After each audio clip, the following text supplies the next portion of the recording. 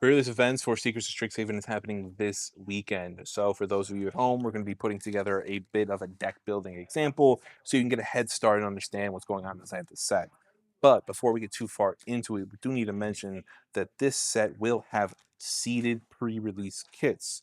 So instead of the norm, which is 6 regular play boosters, you will have 5 boosters and then a single guild themed play booster for your college, which could be Silverquill, Prismari, Lorehold, Witherbloom, or Quandrix. So keep that in mind. But for this example, we're just going to be running 6 regular play boosters. When it comes to pre-release, the first thing that I like to do when it comes to building my deck is to crack every single pack and create piles around every single color.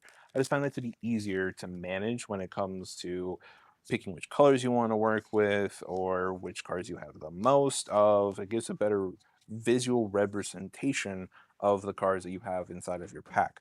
But for this set, there's a high likelihood that your college pack is going to steer you in a specific direction. But since we don't have that, I'm just going to open all the packs, see what we have the most color combinations of, and then we'll come back here and discuss how we're going to build the deck. Now that we've separated all the cards by their color and made piles, we can kind of take a look and see where we want to go in terms of deck building. And given the sheer number of Orzhov cards that we pulled inside of these 6 packs, I'm going to assume that I'm being pushed into the Silver Quill guild for this deck building example. So first things first, we're going to treat it like any other pre-release and we're going to look for duplicates. And in this case, we have 3 Inkling mascots, a 2/2 for 2 with repartee. Whenever you cast an instant or sorcery spell that targets a creature, this creature gains flying until end of turn, Surveil 1, which honestly is a really good card in the 2 slot.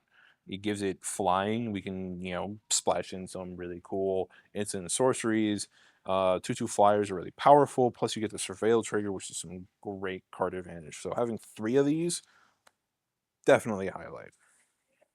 Then Snooping Mage, we have 2 of those, which is going to be in our 3 slot. Repartee, whenever you cast an instant or sorcery spell that targets a creature, this creature can't be blocked this turn. Whenever this creature deals combat damage to a player, you draw a card and lose a life. So, we're already seeing the synergy here across the Orzhov, right? Then we have a 3 mana 3/3. Whenever this creature enters, Surveil 2, gives us some nice card advantage. Scolding Administrator, Menace, Repartee. Whenever you cast an instant or sorcery spell that targets a creature, put a +1/+1 counter on this creature for 2 mana, so it gets bigger and bigger. When this creature dies, if it had counters on it, put those counters onto one target creature. So it sticks around, it gets bigger, has Menace. Very solid card in the Orzhov department. Then we have a rare Moment of Reckoning, which kind of synergizes with everything because it's a sorcery. Choose up to 4. You may choose the same mode more than once. However, I will say casting a 7 mana sorcery in sealed is kind of a high task. So we'll see if this gets put in. Destroy target non-land permanent. Return target non-land permanent card from your graveyard to the battlefield. Great recursion, good removal, very expensive for sealed. And then we have Silver Cold Charm. Put 2/1/1 counters on target creature. Exile target creature with power 2 or less. Great removal spell. And each opponent loses 3 life and gain 3 life, so you can kind of push them back. All in all, I am very happy with our Orzhov pull, and we're going to build in that direction. If we're going to splash into a third color, we shall see. But let's take a look at our white and black and figure out what we can build from there. As we move farther into deck building, something we should cover really quickly is your mana curve, right? So in your 1 slot, you kind of want 1 or 2s, but as you move into your 2 and 3 slots, this is where a large bulk of your cards is going to be. 7 to 8 to 5 to 6 of these cards is going to be your main part of your deck. You want this pretty consistent. You want to be able to hit these cards. Are going to be the cards that do the most work inside of your set. Then as you get up from there, it kind of just curves out and goes down because as you get higher and higher, there's a less and less likelihood that you're going to be able to cast it. On top of that, you don't want these cards over here in your opening hand too often. You want the solid core of your hand to be your 2s and 3 slots, and sometimes your 1 slots, but your 1 slots have to be a pretty good card. So as we pick up our black spells, this is something to keep in mind. And right off the top, we have a Bitter Triumph, which is a really good removal spell and something we should absolutely consider putting in. For me, I'm going to keep our creatures and our instant sorcery spells separate. So for Bitter Triumph, it's probably an automatic include. Um, just because a removal spell is great. Being able to discard something or pay 3 life to destroy target creature or planeswalker, great card, great removal unsealed. But right now we're going to focus a little bit more on creatures because creatures are going to be the main part of your deck. Steering Shade Rider. When this creature enters, each opponent loses 2 life and you gain 2 life. It's a pretty top end creature. It's flying 3/3. It's an okay card. 4 mana, just straight up exile target creature. That's also pretty good, but this is probably going to be the lower end considering of our removal toolkit because 4 mana, holding up 4 mana is quite a bit. Eternal Student, pay 4 mana, cast it, it's a 4/2, exile this card, and make some more 1/1 creatures. Double benefits inside of your deck. So overall, you invest 6 mana, you get 3 creatures out of it. Cost of Brilliance, target player draws 2 cards, loses 2 life. Put a +1/+1 counter on to up to one target creature. Burrow, Banemaker, Death Touch gets +1/+1, so that's a pretty solid 1 mana card right there. Because a 1 mana 1/1 Death Toucher is a really good blocker, and people don't really want to block into it or swing into it too often. So having that in your one slot is definitely a card that you want to keep around. Last Grasp, another removal spell. Leech Collector, 2 mana, 2/2. Whenever you gain life for the first time, you come prepared. Each opponent loses 2 life. Melancholic Poet, whenever you cast an instant or sorcery spell that targets a creature, each opponent loses 1 life and gain 1 life. So this automatically kind of just falls into our current setup for our repartee grouping. So that's a pretty good creature to keep in there. As for the rest of the creatures inside this pack, I'm kind of holding off on adding any more 2 slots unless they're directly viable. Like our Banemaker here is definitely going to take up a 1 slot. That Death Toucher is going to come in solid. However, I'm hesitant to add a Leech Collector just yet because we can gain life off of this particular card. However, life gain isn't super consistent across all of our cards. So getting each opponent to lose 2 life might not necessarily happen, and there could be a better 2 slot. So for now, this one is going to sit in reserve as we go over the next part of our package. Demonstrator, it's a 4 mana, so that's kind of our higher end. We'll probably wait to add those until we're heading towards a wrap up. Elite Interceptor is going to be a 1 mana. Ender's Prepared, pay 2 mana. You may tap or untap target creature and draw a card. So that's card advantage right there. And it happens kind of on curve. And you're always going to want that too. So if you cast it, it comes in prepared, and you're already on turn 5, you can cast it, play it, have the rejoiner trigger or effect happen, tap something down to kind of slow down your opponent. So that right there, kind of have our 2 slot or 1 slot kind of filled up already. Johnny's Response is a 4 mana instant. This costs 3 less if it targets a tapped creature, destroy target creature. So 2 mana removal spell, again, pretty good. Beyond Duty Beyond Death as an additional cost, sacrifice a creature. Creatures you control gain indestructible till end of turn. Put a +1/+1 counter on each creature you control. That could be a nice little forced happening, especially with all of our Inkling mascots and our repartee triggers. So this might be a nice buff to keep in mind. But we're really filling up our 2 mana slot already. So we want to be hesitant to add any more into that slot. Otherwise, we're going to bog down our 2 mana slot, essentially. Honor Bound Page. First strike, this creature enters prepared. Pay 1 mana. Target creature gets +1/+0 and gains flying until end of turn. Informed Ink Rights. Repartee. Whenever you cast an instant or sorcery spell that targets a creature, put a +1/+1. Put a 1/1 white and black Inkling creature token into play with flying. That's really good for what we're doing. That's following kind of what we want. 2 mana, exile this creature from your graveyard. You gain 2 life, surveil 1. That's okay. Repel Calamity, destroy target creature with power 4 or greater. This might be a sideboard card. If you're facing somebody that has a lot of bigger creatures, you can sideboard this in for one of your other removal spells or your buff spells that you might not want to use and kind of take that down. Ennis Debate Moderator. When this enters, exile up to one other target creature you control. Return that card to the battlefield under its owner's control at the beginning of the next end step. At the beginning of your end step, if one or more cards were put into exile this turn, put a +1/+1 counter on this guy. That's pretty good. It's a 2 mana slot. However, it lets you have your prepared cards at ECB prepared kind of happen again. But since we're in a situation where we don't have a lot of those creatures where they enter prepared, it's not super worthwhile to us. So it's definitely going to be on the side. Ascendant Dust Speaker, when this card enters, put a +1/+1 counter on another target creature you control. At the beginning of combat on your turn, exile up to one target creature from a graveyard. And then Rapier Wit, tap target creature. If it's your turn, put a stun counter on it, draw a card. Easy. And in this situation, this would kind of help with our repartee triggers, because whenever you cast an instant or sorcery that targets a creature, the things happen. So blanket effects don't necessarily trigger, right? Now that we've gone through our piles and kind of grabbed the standout cards, it's time to wrap up our creature selection. When it comes down to a situation like this, where we kind of want to be more spell slingy, kind of lean towards more 15 creatures inside of your deck and have a few more instant sorceries, because we have triggers that want to happen from casting spells.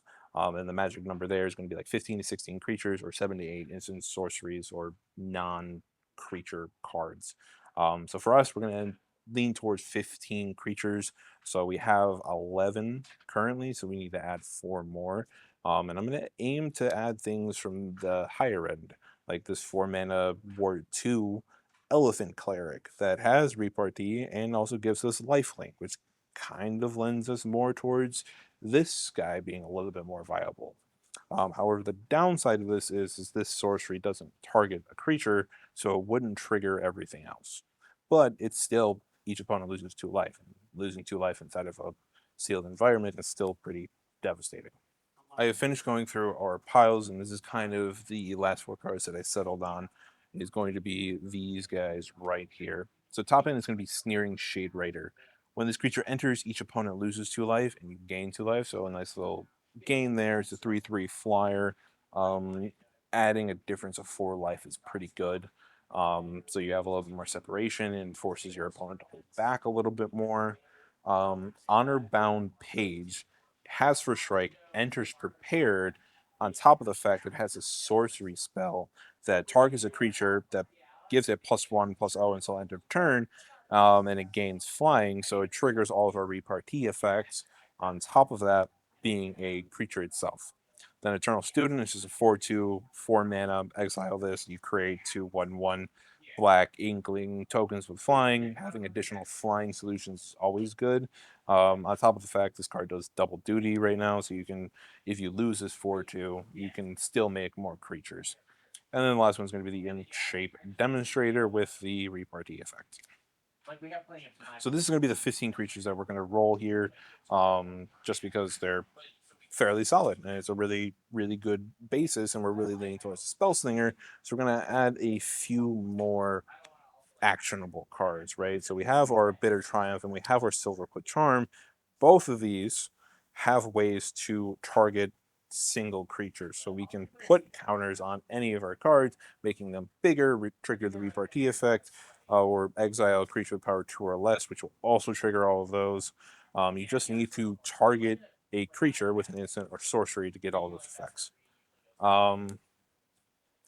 Duty Beyond Death is an instant. However, it gives all creatures you control +1/+1 and stuff like that. So you could run this, but it won't trigger everything on the battlefield. But it can still buff them up if you have another 2 mana card that does target something, and then wrap it off with the Duty Beyond Death. But for now, we're just going to set that aside, see if we have better options. This Wit card is pretty good. Tap target creature if it's your turn. Put a stun counter on it, so stunning something down.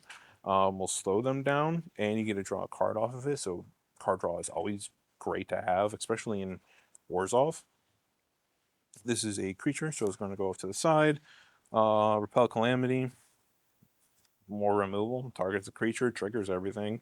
And then Johnny's Response, more removal, triggers everything. So we're up to 5 there, and we want 8. 8 total instants or sorceries, potentially. We could then run, Cost of Brilliance, because that would trigger, because it does target a creature. It's an instant sorcery that does target a creature. It does have an effect, so boom, that's 6. Makes things bigger, and you get to draw 2 cards off of it, which is nice. And then I think we'll just wrap it off with Last Grasp. So the goal here is to keep their boards clear and build up a board that really pushes them back. Keeps things low and slow, really benefit from our triggers by casting things, right? Hold on, did I miscount? That's 7. I'm 1 off. I apologize. Hold up. Now we have all 8. I'm just going to put Duty Beyond Death in there just because we have ways that we could sacrifice things and be completely okay with it. On top of that, it's a pretty good finisher, right?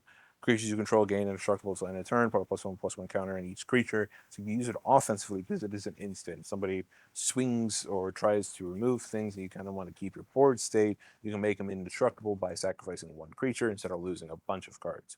And then everything gets bigger from the +1/+1 counters, and then as you go into your turn, you might be able to do other things. So there's some offensive and defensive capabilities with that card, and then everything else is just completely geared towards drawing cards, making yourself bigger, or taking out your opponent's creatures. And all of these will trigger the effects that we see up here. Plus, we got some hidden sorceries and such up inside of our creatures. Now, since we've been very specific about the number of creatures and the number of instants and sorceries, we have 15 creatures and 8 instant sorceries that we've combined so far as 23 cards, which leaves us 17 slots left inside of our 40 card deck. And that's where you want to put all of your lands. Most of the time, if you're building a 2-color deck, I kind of just lean towards splitting it 50-50. I know there's ways to count out the pips and do the math to pick the optimal number of lands, but honestly, splitting it 50-50 always works for me, because then I feel like, oh, I have an equal chance of pulling the cards that I need, or the mana that I need. Plus, we do have a couple fixers, I believe. So we have our Enters Tapped Orzhov land that we can run inside of it. And then we also have this Sky Coach Waypoint that you can pay 3, and target creature becomes prepared. So we could re-prepare some effects here to get things done. So this Elite Interceptor here, we can tap or untap target creature and draw a card for 5 mana in total. It's a little expensive, but you know what? It triggers everything for 5 mana, and you tap down a creature and you get some card advantages out of your hand. So for a sealed environment, that's pretty solid. So I think this would be our go-to. The only other thing that I would consider that we haven't looked at yet is going to be the Petitioner's Trove. Add 1 mana of any color, you gain 2 life, activate only if you cast an instant or sorcery the spell. This turn, I'm sorry, which could be good for us if we want additional mana. We could swap this out into this slot. We lose this for our finisher, but we get an additional mana for 3 mana cost, or we can just gain some life because we're casting or trying to cast instant sorceries all the time. But I personally would probably want the defensive and offensive capabilities of this card. So all in all, this would be the pre-release kit that I would build for the set. If you have any questions, drop them inside the comment section down below, and we will try and get to you and answer any questions. If you see any cards that you like from this set, head down to the description down below and see if you can pick them up from the link below for Superscripts, comics, and games. Without further ado, I wish you guys luck in your pre-release events this weekend.